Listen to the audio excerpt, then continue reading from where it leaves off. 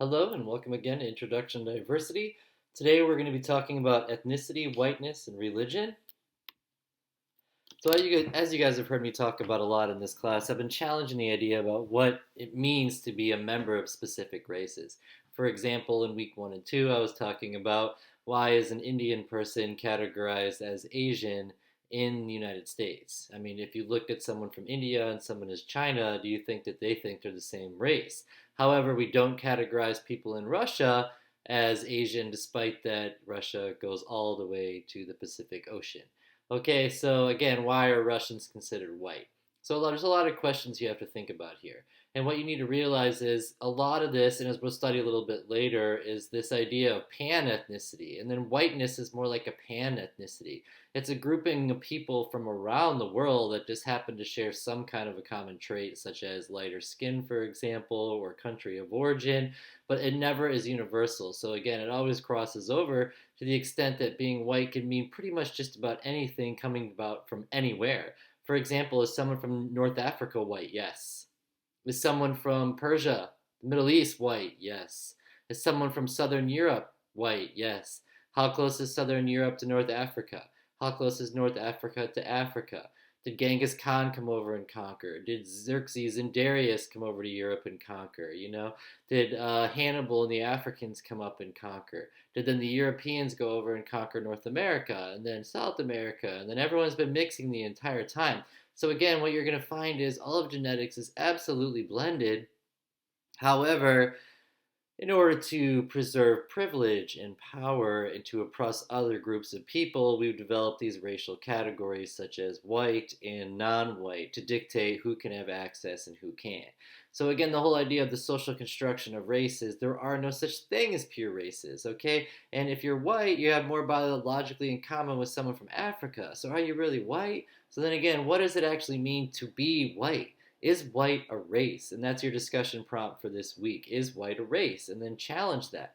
Because the Supreme Court has held up that white is not a race, it's just an ethnicity at best, because the ethnicity expands the entire globe, okay? From Russia to Europe to North America. I mean, that is the whole globe. So, a lot of good questions to be asked. I challenge you to look at the US Census. I'll get into it a little bit more later on in subjects, but look at the US Census and how many races does it actually recognize? Is Hispanic an actual race? Okay, where does Hispanic come from? Where does white come from? These are all questions we should be asking because prior to like 1960, there was no such thing as Hispanic. Okay, now we want to categorize everybody as Hispanic, and I'm always like, okay, is it white? Is it Caucasian? What's it supposed to be? So again, a lot of challenging questions. That's the goal of this class. So ethnicity, whiteness, and religion. Okay, here we go. So again, race is a social construction, and membership is not clear-cut, okay? It is incredibly ambiguous, and it combines all these different factors. It's not just skin color or nation of origin or biological genetics. I mean, it can be anything that makes someone of a different race, okay? How can you be considered white when you're from the Middle East or from North Africa? But you know what? According to the US, you are white, okay? So the difference between race and ethnicity is generally this idea that ethnicity implies nation of origin or culture, and that race is skin color or biological traits. But again, when did race become race slash ethnicity? When did those two often get combined into a single subject? What's the difference between race and ethnicity? And that's where it gets blurry. Okay, the only real difference between race and ethnicity, because race is such a blended category anyhow, is this idea of culture. For example, are Jewish people a race? Or are Jewish people white? Or are Jewish people from the Middle East? And should Middle East be a race? A lot of questions to be asked, okay?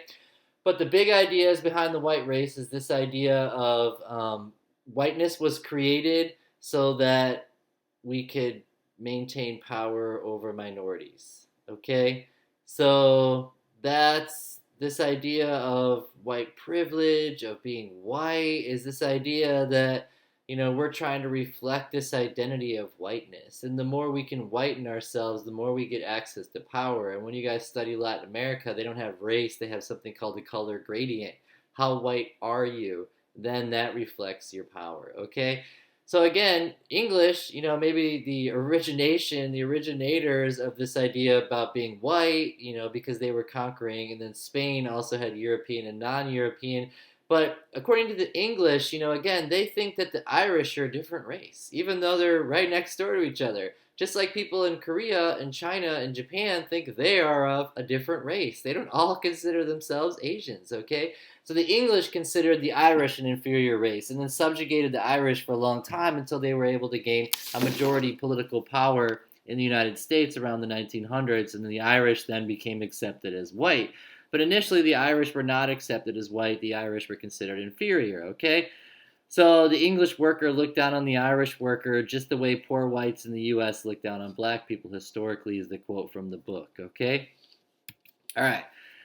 So here's how it all gets started, okay? European immigrants assimilated to English culture, okay? So when everyone came to America, they all kind of had their own culture, but over time they assimilated to this kind of English culture, to speaking the native language of English, to adopting a lot of those values and systems. Because again, our culture was conquered by England. So the dominant culture in the United States was England. So if you ask, does the United States culture, is it reflective of English culture? Absolutely. English culture is the mother culture of all American culture, because when the English came over, of course, they destroyed all aspects of native culture. Any African culture that came over, they destroyed that to the extent that they ripped out their religions and changed their names.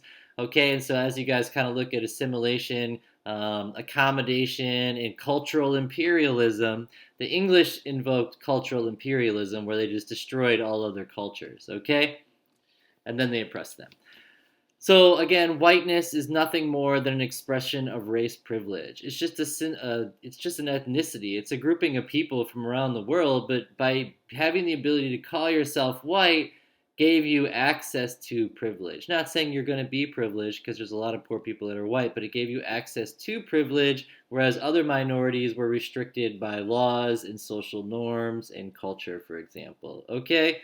So again, if you were white, historically, that meant that you were a member of the dominant group, and all other races, all other ethnicities were stuck in the lower class, and they were considered minority groups, okay? And then, of course, women, because historically they never had power. Okay? White people don't necessarily have a conscious racial identity because they don't have to, okay? They have had the majority for a long time. Being white is an automatic response. They don't even have to think about the fact until they're white, until they have to go check the box. Okay? So, but for other minorities, your race becomes your identity very early on, because it's imperative, because the experience of someone who's black versus someone who's white in America is very different.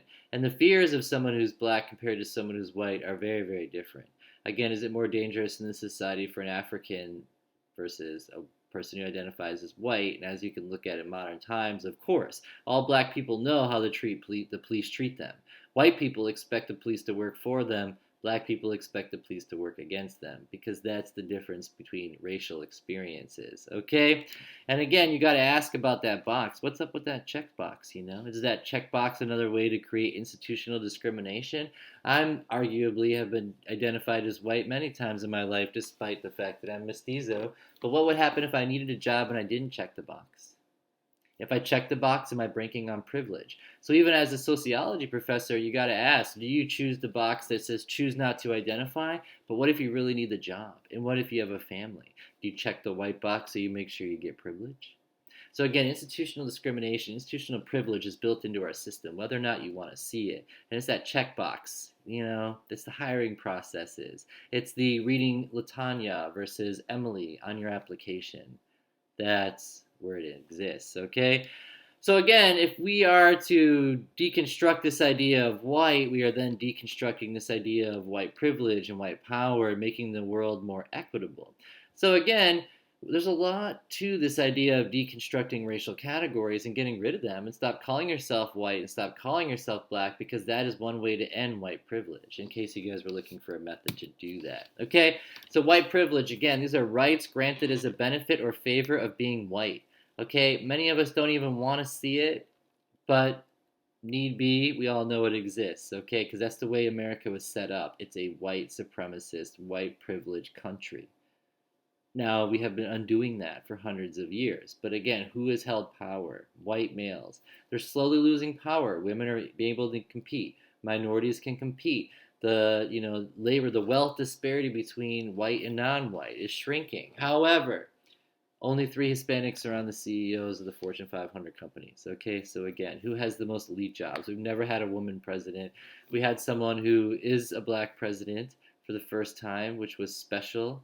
But can we go further? Okay, so at one time, Germans, Irish, Italians, Polish, all these people, they didn't think of themselves as a separate, they thought of themselves as a separate race, not as like one race. But in America, over time, these are the groups that slowly got assimilated into American white culture. Okay? And again, I put in this idea about when were the Jews part of it?